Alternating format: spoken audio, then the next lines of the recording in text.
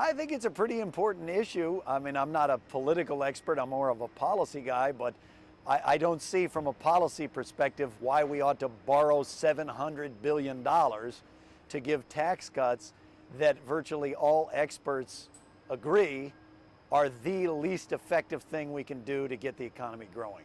I think that's right. I mean, it's both the middle class was squeezed for 8 years, followed by worst recession since 1929, so they cannot afford to accept greater tax burden at a time like this. But in addition, one of the things that business needs is to help resolve some uncertainty about personal consumption.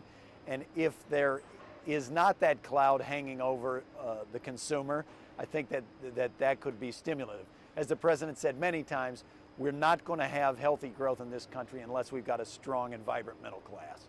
I will say tax cuts for very, very high income people. Tax cuts that average more than $100,000 a year for people that make more than $1 million. They don't make economic sense. That's not what we need right now. What we need is tax cuts for small business, tax cuts to encourage businesses to invest in this country, and tax cuts for the 98% of people making less than $250,000 a year to make sure that we've got stable demand there. That's what we need. That's a far better economic package than is doing the other. So I hope we don't have a compromise on that, because that's spending money that we don't have for something that doesn't work.